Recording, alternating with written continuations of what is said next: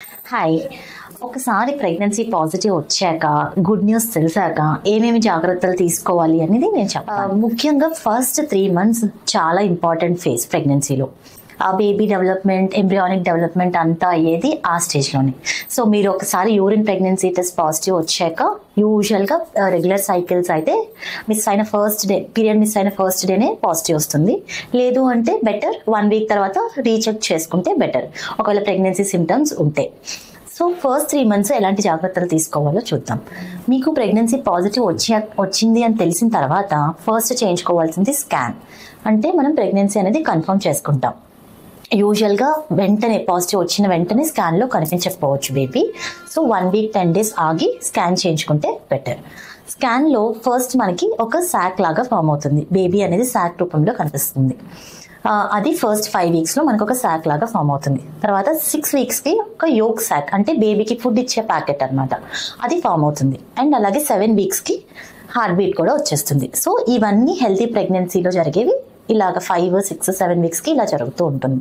So మీకు pregnancy healthy వేలో వెళ్తుంది అంటే మీకు ఖచ్చితంగా శాక్తో కన్ఫర్మ్ అవ్వాలి ప్రెగ్నెన్సీ యూట్రస్ లోపల. అండ్ 7 weeks కల్లా హార్ట్ బీట్ అనేది రావాలి. ఈ ఫస్ట్ స్కాన్ చాలా ఇంపార్టెంట్. ఒకటి, ప్రెగ్నెన్సీని కన్ఫర్మ్ చేస్తుంది అండ్ అది హెల్దీ వేలో వెళ్తుందో లేదో అనేది మనకి తెలుస్తుంది. అండ్ బయట ఒక్కొక్కసారి చాలా రేర్గా యూట్రస్ బయట కూడా ప్రెగ్నెన్సీ వచ్చే ఛాన్సెస్ ఉంటుంది. ఎక్టోపిక్ ప్రెగ్నెన్సీ అంటాము. ట్యూబ్లో కానీ ఓవరీలో కానీ ప్రెగ్నెన్సీ వస్తుంది. అది చాలా ఎమర్జెన్సీ కండిషన్. అది కూడా మనం రూల్ అవుట్ చేసుకోవచ్చు స్కాన్ వల్ల. అండ్ ఇంకొకటి ఏంటంటే, ఒక్కొక్కసారి ప్రెగ్నెన్సీ టెస్ట్ పాజిటివ్ వస్తుంది కానీ ఎక్కడ కూడా ప్రెగ్నెన్సీ అనేది ఉండదు. యూట్రస్ లోపల కానీ బయట కానీ ప్రెగ్నెన్సీ ఉండదు. దానిని యూజువల్గా బయోకెమికల్ ప్రెగ్నెన్సీ అని అంటాము. అంటే మీకు హార్మోన్ లెవెల్ మాత్రమే పెరుగుతుంది బట్ ప్రెగ్నెన్సీ ఎక్కడ కనిపించదు. అలాంటి సందర్భాల్లో ప్రెగ్నెన్సీ లేనట్టు మనం కన్సిడర్ చేయాలి. అది మనం ఫాలో అప్ స్కాన్ చేసుకొని ప్రెగ్నెన్సీ లేనట్టు కన్ఫర్మ్ చేసుకున్నాక మీ రెగ్యులర్ పీరియడ్ అనేది కొంచెం డిలేడ్గా వచ్చేస్తుంది. సో దాన్ని బయోకెమికల్ ప్రెగ్నెన్సీ అని అంటాము. అంటే ప్రెగ్నెన్సీ లేనట్టే. 3 months మీరు ప్రెగ్నెంట్ అని తెలిసిన తర్వాత ఫస్ట్ 3 months ఎలాంటి డైట్ ఫాలో అవ్వాలో చూద్దాం.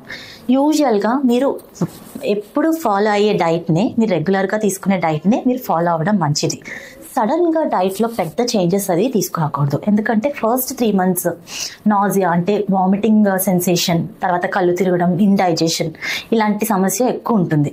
సో మీరు వెంటనే హెల్దీ డైట్కి మారిపోవాలి అంటే, మీరు ఒకవేళ నాన్ వెజ్ తింటుంటే నాన్ వెజ్ ఆపేయాలి, లేదంటే బాగా మీకు ఇష్టం లేని ఫుడ్స్ అన్నీ ఇన్కార్పొరేట్ చేసుకోవాలి, అలాంటివి ఏమి చూడకండి. కానీ మీరు తినే రెగ్యులర్ ఫుడ్తో పాటు ఎక్కువగా ఫ్రూట్స్, వెజిటబుల్స్, అలాగే డ్రై ఫ్రూట్స్కి వామిటింగ్ సెన్సేషన్ కూడా తక్కువ ఉంటుంది.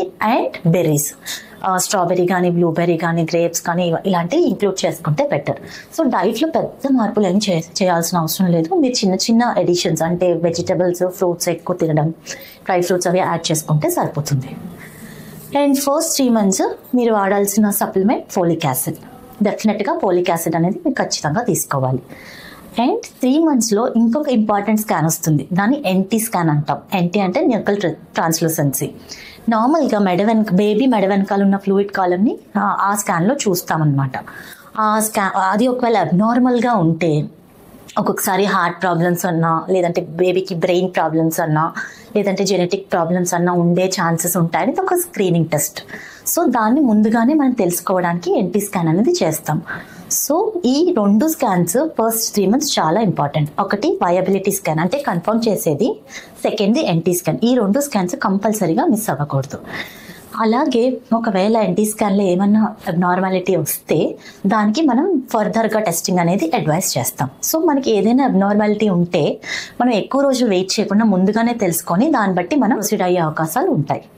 సో ప్రెగ్నెన్సీ రాగానే ఎక్కువ మీరు డైట్ చేంజెస్ చేయక్కర్లేదు. చిన్న సింపుల్ చేంజెస్ చేసుకొని అండ్ ఎక్కువ అంటే ఆ 3 months కూడా ట్రావెల్ ఎక్కువ చేయొద్దు అని, అంటే లాంగ్ డిస్టెన్స్ ట్రావెల్ అది అవాయిడ్ చేయమని చెప్తాము. అండ్ ఆల్సో సెక్షువల్ యాక్టివిటీ, ఒకవేళ మీకు ఏమైనా స్పాటింగ్ కానీ చిన్న బ్లీడింగ్ కంప్లైంట్ కానీ ఉంటే అప్పుడు సెక్స్ కూడా అవాయిడ్ చేయమని చెప్తాము. అదర్వైజ్ టూ ఫ్రీక్వెంట్ కాకుండా అప్పుడప్పుడు పర్వాలేదు. అండ్ సెకండ్ ట్రైమిస్టర్ నుంచి కాస్త సేఫ్ ఉంటుంది సెక్స్కి. సో ఫస్ట్ 3 months కొంచెం అవాయిడ్ చేయమని చెప్తాము if you have any other symptoms. And travel కూడా, లాంగ్ డిస్టెన్స్ ట్రావెల్ కూడా అవాయిడ్ చేయమని చెప్తాం. అదర్వైజ్ మీరు రొటీన్ అంతా ఎప్పటిలాగే ముందు ప్రెగ్నెన్సీ ముందు ఎలా ఉందో అలాగే మీరు చేసుకోవచ్చు. ఇలాంటి మరిన్ని హెల్త్ అప్డేట్స్ గురించి మా ఛానల్ని సబ్స్క్రైబ్ చేయండి. ఏమైనా డౌట్స్ ఉంటే మీరు కామెంట్ చేయండి, నేను తప్పకుండా రిప్లై ఇస్తాను.